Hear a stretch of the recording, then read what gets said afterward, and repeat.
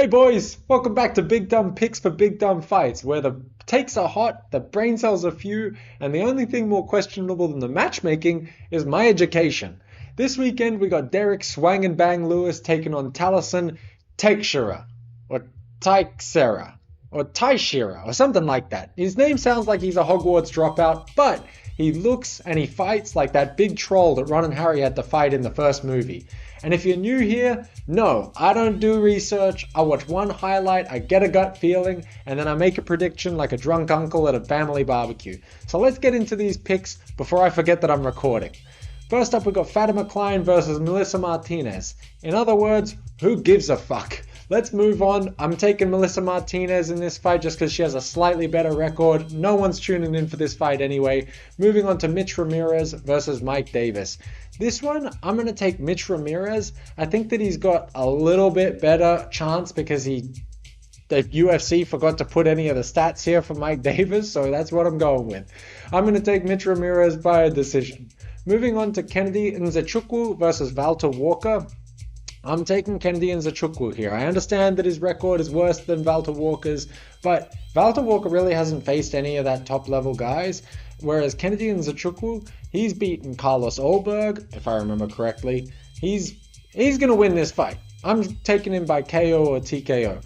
Moving on to Lauren Murphy versus Eduarda Moura. Honestly, Lauren Murphy just is terrible, in my opinion.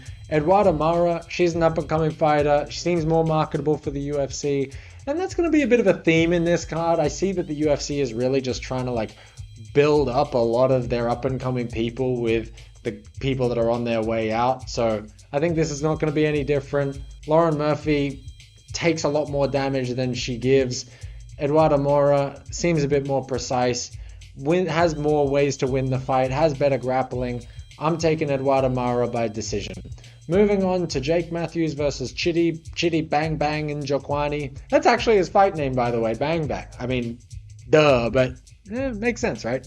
I'm going to take Chidi Njokuani. He's just got such a height and reach advantage. I think that he's going to be... I was leaning towards like a KO or a TKO here, but at the same time, I could also see this going by decision. He does a lot more output. His significant strikes delivered to absorbed ratio is better. And when in doubt, always vote for the black guy. Maybe not vote for the black guy, but always pick the black guy to win a fight. Moving on to Max Griffin versus Chris Curtis. Speaking of black guys winning fights, I'm going Chris Curtis on this one. And I think he's going to win by KO. Both of them have a pretty rocky record. Chris Curtis has lost his last two fights.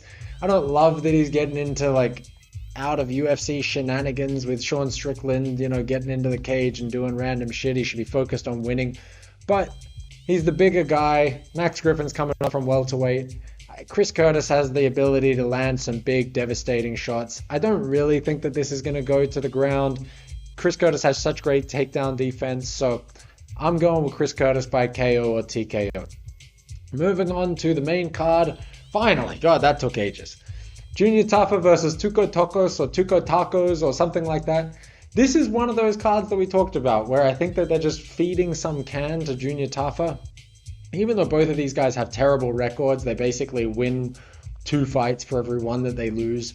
Junior Tafa's coming down from heavyweight. He's the more marketable guy for the UFC. Tuco Tokkos has lost a bunch of fights by knockout.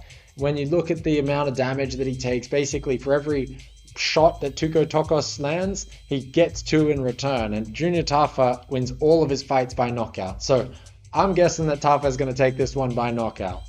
Crazy fucking prediction over here. Moving on to Vitor Petrino versus Austen Lane. This one's sort of the opposite, and maybe this is why I'm so big and dumb, because I don't keep logical consistency. But Junior Tafa was the guy going down from heavyweight to light heavyweight. Vitor Petrino is the opposite. He's going from light heavyweight up to heavyweight. He was 11-0 until he lost his last 2 fights. Austen Lane is a bit more hit and miss, definitely has a worse record. He's obviously the bigger guy by a considerable margin, but I just think that Vitor Petrino has more ways to win. His grappling is very good. He lands more than a takedown a round on average, basically more than 3 takedowns per fight. So I could see him winning this by decision, which I know is a crazy suggestion for a heavyweight fight. There's a lot of heavyweights on this card. So maybe we're going to have an early night, which would be fun. But I just have a feeling that Vitor Petrino, he's going to be quicker. He's got the good grappling. He also has some good hooks. Austen Lane gets hurt by the hooks quite a bit. So I'm going Vitor Petrino by either knockout or decision. And that sounds so stupid because obviously these guys never win by submission. But I don't feel that confident that this fight's actually going to win by a knockout. I could see Vitor Petrino in his first fight at heavyweight grinding out a decision here. Obviously, the size of Austen Lane is going to come into factor, but I don't think he really has the skills to use that size in a super effective way. So Vitor Petrino, we're going by decision, which is going to be crazy for a heavyweight fight. Moving on to Nate Landwehr versus Morgan Charrière. This one I think is just going to come down to output in reality. It's, they're very close, but Nate Landwehr does more. He just lands more strikes. He absorbs more as well, but generally in these lighter fights, the guy that does more output is going to win the decision. So I'm going Nate Landwehr. Morgan Charrière is on like a better streak and has beaten some better guys, but I just think that at the featherweight division, if you're doing more output, you're going to win. Anyway, moving on to Calvin Kattar versus Steve Garcia. This, again, is another one of those where Calvin Kattar is getting fed to Steve Garcia. Steve Garcia is on a 5-fight win streak.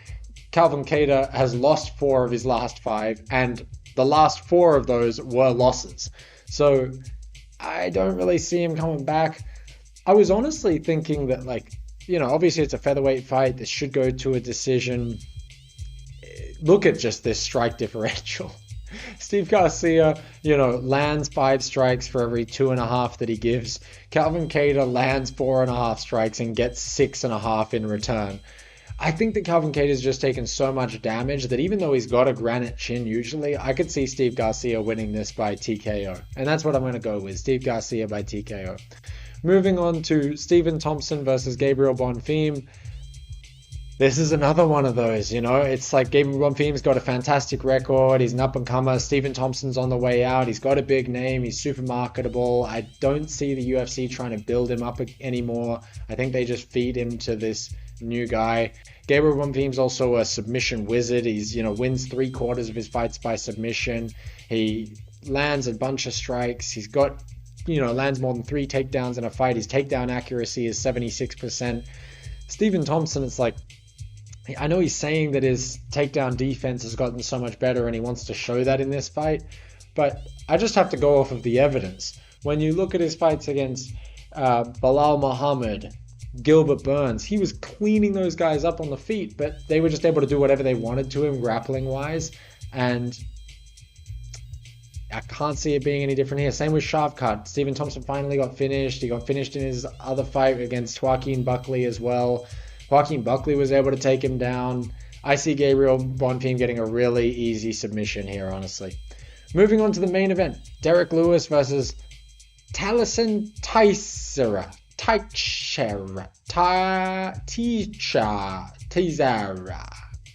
don't know how you pronounce that last name, but Derrick Lewis versus Tallison Teixeira. This one is going to be a banger. The swang and bang is going to be out. The balls are going to be hot in Derrick Lewis's corner. And that's mostly going to be because he's going to be fucking sleeping and unconscious. I do not see him winning this fight. I know he's had a couple of, he won his last fight. There was that other one that he won in like 20 seconds a few fights back. But he's lost 4 out of his last 6.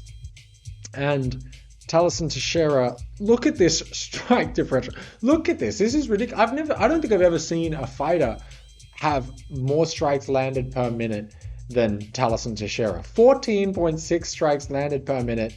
Absorbs half of that. That's got to be the record for heavyweight, for sure. Obviously Derrick Lewis has that one-punch knockout power for certain. This fight is not going to the decision. I would bet anything that I have that this fight's not going to a decision. Tallison Teixeira has an 11.84 knockdown average per 15 minutes. I'm wondering how fucked are these stats? Are these stats just because his average fight time is 1:16, so they're averaging it out over 15 minutes? I don't know. I think that must be it, but either way, I just see this being like a lot of the other fights that we've talked about on this card, where you got a guy like Derrick Lewis with a big name, you got an up-and-coming guy like Tallison Teixeira in a heavyweight division that's pretty stale, you know, to say the least. Like, Tom Aspinall's beaten everybody. John Jones held up the division for fucking ages and then left. Let's get some new blood into there. Let's get Tallison Teixeira to knock out Derrick Lewis and, you know, add some new blood into that top 10. Is Derrick Lewis even top 10? Are these guys ranked? I don't know what's going on with this fight card. Don't get me wrong. This is going to be a banger. There's so many heavyweight fights on this. It's all men on the main card, which I'm happy to see. But this is the drunk uncle family barbecue fight night. That's basically what's happening. So it's going to be fun. I'm probably going to have a couple brewskis while I watch, and I'm excited to see Tallison Teixeira knock out Derrick Lewis. I would like to see Derrick Lewis win, obviously. Like, I like him more. He's the Homer Simpson of the UFC. Although, Tallison Teixeira does look a little bit like Homer Simpson with tattoos. So, is there any way that I'm wrong on this?